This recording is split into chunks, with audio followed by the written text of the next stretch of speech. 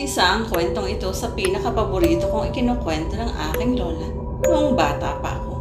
Sa tuwing walang kuryente sa aming lugar, ay madalas siyang magbahagi ng kanyang mga nakakatakot na karanasan. Kami namang mga apo niya ay tuwang-tuwa sa tuwing gagawin niya ito. Noong kabataan ko'y madalas na walang kuryente rito sa amin. Hindi ko alam ang dahilan, ngunit natatandaan kong nasasabik ako sa tuwing mangyayari iyon dahil paniguradong may bago na naman kaming maririnig mula sa aking mahal na lola. Marami sa atin ang hindi naniniwala sa kakayahan ng mga albularyo at kino-question ang kanilang pamamaraan ng panggagamot. Mayroong gamit ay itak, kandila at inorasyon ng tubig. Mayroon ding gamit ay langis na dinasalan at sa loob nito may iba't ibang dahon o hindi kaya na may ahas. Mayroon ding papel at kandila. Kwento ni Lola, kakaibang paraan ng panggagamot ng kanyang tatay, si Lolo Berhel. Lubid ang gamit nito sa panggagamot at langis naman sa panghihilot. Noong unay napaisip ako kung paano ginagamit ni Lolo Berhel ang lubid sa tuwing may pasyente. Paliwanag ni Lola, ang lubid daw na iyon ay hindi isang simpleng lubid. Yun daw ang tumutukoy kung saang parte ng katawan ng pasyente ang dapat na ipagamot. Ihahampas daw iyon ng mahina ni Lolo Berhel sa pasyente at kapag nasaktan o uminda iyon ng parting may problema. Ginagamit din daw iyon ng aking lolo sa mga sinasapian ng masasamang elemento. Ayon sa aking lola, hindi biro ang pinagdaanan ng kanyang tatay bago magkaroon ng ganoong klaseng kakayahan. Ilang taon daw itong nawala sa sariling katunuan bago natutunan ng mga bagay na ginagawa sa panggagamot. Payak lamang ang pamumuhay ni na Lola noon sa bundok sa probinsya ng Samar. 8 magkakapatid sina Lola at tanging pagtatanim ng kamote at ipapangkulay ang kanilang ikinabubuhay. Panganay si Lola kung kaya siya ang nagsakripisyo upang makapag-aral ng iba pa niyang kapatid. Siya ang umako ng responsibilidad ng kanyang nanay na naway palaging abala sa pagbebenta ng gulay sa kanilang bayan. Siya ang tagaluto, taga-igib, taga-asikaso ng mga nakababatang kapatid at iba pang gawaing bahay. Siya rin ang saksi sa mga kababalaghang naganap kay Lolo Berhel noong mga panahong nawala ito sa sarili. Nagsimula iyon nang minsan banggitin ng kanyang tatay ang mga bago nitong kaibigan sa taniman. Ngunit kahit kailan ay hindi rin yun ipinakilala ni Lolo Berhel sa kanila. Ang kwento ni Lola palagi raw niyang nakikita na may kausap si Lolo Berhel na mag-isa sa taniman. Sa tuwing itinatanong niya sa kanyang tatay kung sino ang kausap nito, hindi raw siya sinasagot nito.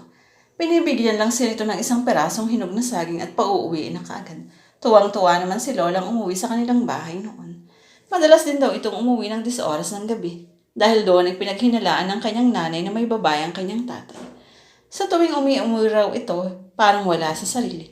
Hindi nito pinapansin ng asawa at diretsong sumasalok ng inumin. Nakakailang baso ito sa sobrang pagkauhaw.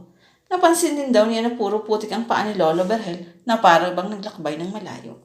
Noong una hindi niya pinapansin ang pagiging kakaiba ng kanyang tatay, ngunit nang lumala ito. Hindi naman daw nananakit ang kanyang tatay ng ibang tao, lalo na sila. Ngunit ang mga ikinikilos nito ay maaaring ikipahamak mismo ni Lolo Berhel. Palagi raw itong nawawala at bigla na lang nakikita sa tuktok ng matatayog na puno at nakatingin lamang sa kalangitan. Ilang araw itong nananatili ron at bumababa lamang upang uminom ng tubig. Bilang isang babae at minor de edad, ay walang nagawa si Lola kundi ang umiyak at maawa sa kanyang tatay.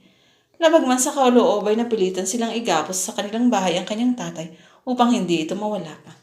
Natatakot kasi ang kanyang nanay na maging dahilan iyon ng pagkawala ni Lolo Berhel.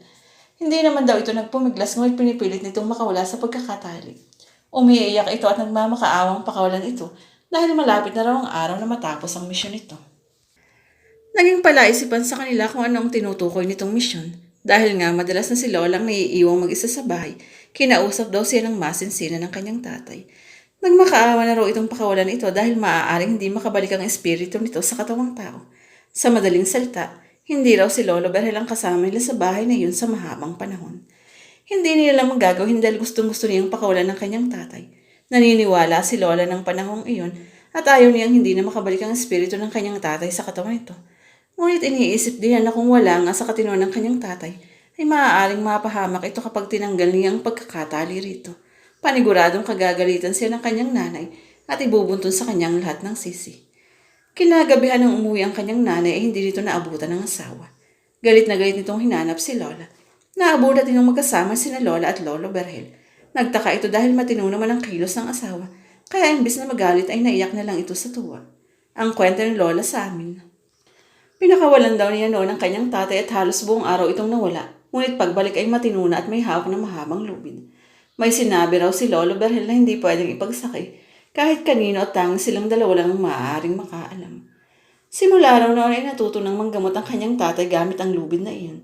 Tinayo na sila ng mga tao. May nagsabi na sugo raw ang kanyang tatay galing sa langit, ngunit marami na nagsasabi na peke ito.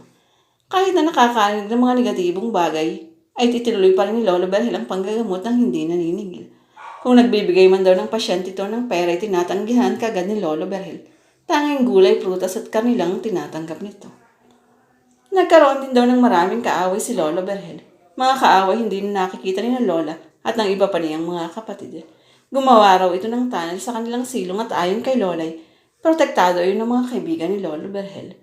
Minsan daw hindi na siya naniniwala sa sinasabi ng kanyang tatay, ngunit sa tuwing nakakaranas siya ng mga kababalaghan ay nawawala ang pagdududang iyon. Isang beses habang mahimbing ang kanilang tulog ay bigla silang ginising ni Lolo Berhel at pinapapasok sa tunnel dahil may parating daw ng mga kaaway. Maya-maya pa'y nakita niya ang mga inino sa labas ng kanilang kubo, ngunit wala siyang nakitang mga tao. Simula noon hindi na naging normal ang kanilang pamumuhay dahil sa naging kakayahan ng kanyang tatay na manggamot. Ang sabi ni Lola, nang mamatay si Lolo Berhel, saka lang niya nakita ang sinasabi nitong mga kaibigan. Hindi lang niya nakita bagkus nakausap pa niya ang mga ito. Sa ngayon isa si Lola sa dinarayong manggagamot sa aming lugar at may sekreto siyang ibinahagi sa akin. Gusto ko sanang ikwento ngunit nangako akong kaming dalawa lang ang makakaalam. Saan nga ba napupunta ang kaluluwa ng tao kapag namatay na? Totoo kayang may langit? At totoo rin bang may impyerno? Nasaan nga pala ba ang purgatorio? Ito bang mundong ating ginagalawan ay mayroon pang ibang lugar kung saan tayo huhusgahan? Ilan lang yan sa mga tanong na mahirap sagutin at intindihin. Marahil hindi pa kaya ng isipan na maunawaan ang mga misteryong bumabalot sa ating mundo, lalo na't hindi pa sapat ang ating kaalaman. Ang susunod na kwentong ibabahagi ko sa inyo ay ang mga kababalaghang nangyari noong tabunan ng dati naming silong ng aking tito, sumalangit nawa, na itatago natin sa pangalang Arthur. Taong 1998 nang mawala sa sarili ang aking tito. Marami ang nagsabi na pag-ibig ang dahilan kung bakit siya nawala sa sariling katinuan. Iniwan kasi siya ng naging kasintahan niya ng 5 taon. Itinakas nito maging ang kanilang anak na naway 1 taon pa lamang at sumama sa ibang lalaki. Pero ang ipinagtatataka ng aming buong pamilya ay halos 2 taon pa ang lumipas bago siya nasiraan ng bait. Kaya naniniwala ang halos lahat sa amin na ang totoong dahilan ng pagkasira ng kanyang bait ay dahil sa mga kaluluwang naninirahan sa aming bahay, partikular na sa dating silong. Marami na ang nakapagsabi na madalas nilang makita ang isang babae at 3 bata doon sa silong. Bago mawala sa sarili si Tito Arthur, ay katulong pa siya sa paggawa at pag-ayos ng aming bahay. Noon kasi may silong pa ito at palaging binabaha. Kaya naman ang makaipon ay ipinagawa na namin ito at tinabunan ng dating silong. Mag-isang tinabunan iyon ni Tito Arthur dahil na rin sa pagtitipid kami at para hindi na magbayad pa ng ibang tao. Ang sabi kasi niya ay kaya naman niya yung tapusin ng mag-isa.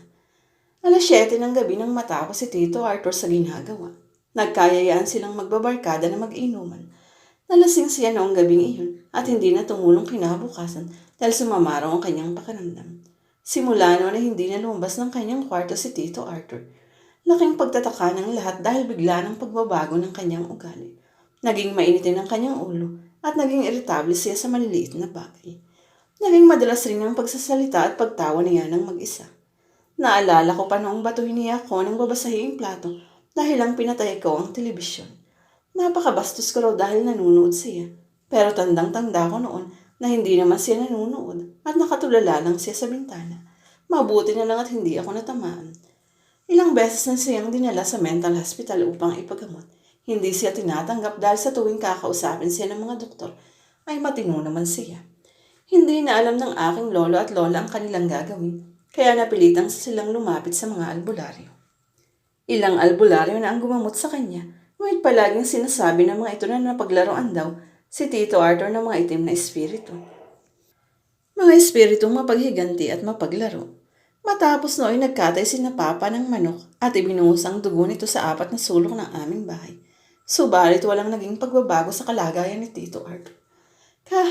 mas lalo itong lumala at hindi na nakakakilala. Kahit sina lolo at lola ay nilalabanan niya kapag pinagsasabihan siyang maligo. Ilang taon na gano'n ang sitwasyon ni Tito Arthur hanggang sa mamatay siya noong 2008. Sa kanyang burol ay dinalaw siya ng kanyang matalik na kaibigan. Noong una ay maayos naman itong kausap, ngunit kinagabihan, habang nasa tapat ng bangkay ni Tito Arthur, ay nagsimula itong humagulhol. Arthur, sorry, hindi kita natulungan. Nahuli ako. Hindi namin maintindihan iyon, pero hinayaan lang siya ng lahat na umiyak. Maging ang mga tito at tita ko ay hindi na rin napigilan ng pag-iyak. Alam ko ilang beses mo akong dinalaw sa aking panaginip at nang hihingi ka ng tulong pero hindi kita pinuntahan. Sorry, hindi pa rin siya tumigil sa kaiiyak. Nang mahimasmasay din nila siya sa loob ng bahay upang doon kausapin, sinabi niyang ilang beses daw niyang napanaginipan si Tito Arthur nang hihingi ng tulong. Nasa malalim daw na hukay ito at pilit na inaabot ang kanyang kamay. Pero sobrang lalim ng hukay na kanyang panaginip at may mga kamay na humihila kay Tito upang mas lalo pa itong malubog sa hukay. Ayon sa kanya, kaya raw nawala sa sariling katinoan si Tito dahil kinuha ng masasamang espiritu na naninirahan sa silong ang kaluluwa ni Tito Art. Pinahirapan daw ng mga espiritong ito ang katawang lupa ng aming tuyuhan, maging ang kaluluwa nito. Kaya pala palaging nagigising ang aming lola noon dahil narinig daw niyang sumisigaw si Tito Art. Pero kapag pinupuntahan naman niya sa kwarto ay mahimbing itong natutulog. Marahil ay naririnig ni Lolay ang kaluluwa ni Tito Arthur na nailibing sa silong. Kahit na mayapa na si Tito Arthur ay hindi pa rin nawawala ang mga espiritu na iyon sa aming bahay. Madalas pa rin kasing magpakita ang mga bata sa amin, lalo na sa pansang kong maliliit. Noong nakaraang taon ay nagising kaming lahat dahil sa pag-iyak ng aking pinsang si Jessie. Itinuturo niya ang aparador dahil may dalawa raw batang lalaki na pinakikialaman ng mga damit niya. Sigaw siya ng sigaw habang umiiyak. Anong ginagawa niyo rito? Umalis kayo. Mama, matinding kabang nararamdaman ko noon dahil nanilisik ang mga mata ni Jessie. Hindi ko alam kung sinasabihan siya dahil nanginginig siya ng sobra. Naisip ko ng kwartong tinutulugan nilang mag-iinay ang silong na tinambakan ni Tito Art. Marahil may kinalaman iyon kung bakit madalas nilang makita yung mga bata. Ang kapatid naman niyang si Jenny, na 3 taong gulang, ay nakakakita ng babae sa kanilang kwarto. Palagi raw itong nagtatago sa loob ng aparador kapag may taong dumarating. Pero wala namang pwedeng magtago roon dahil padar na ang likod ng kanilang aparador. Maging ako'y nakita ng batang naninirahan sa aming bahay. Minsan kasi nakitulog ako sa kanilang kwarto dahil nasa kwarto ang mga klase ng aking kapatid. Mahimbing akong natutulog pero bigla lang akong nagising. Nanlaki ang mga mata ko dahil may batang lalaki sa aking paanan at may hawak siyang lobo. Saglit ko silang nakita pero hindi ako nakagalaw sa labis na takot. Para akong naparalisa dahil sa rumistro sa isipan ko ang kanyang hitsura. Si Tita Marla naman na nanay ni na Jessie at Ginny ay pilit din na ganan ng 2 batang babae sa dibdib. Nakaupo raw isa habang isa na may inaapakan siya. Pinaalis daw niya ang mga ito. Ngunit hindi siya pinapansin. Nagmakaawa na raw siya pero mukhang tuwang-tuwa pa ang dalawa na nauubusan na siya ng hininga. Mabuti na lang daw at pumasok ang kanyang asawa at ginising siya. Ang sabi nila, marahil noong mamatay si Tito Arthur ay nagkaroon ng pagkakataong makakyat ang mga espiritong natabo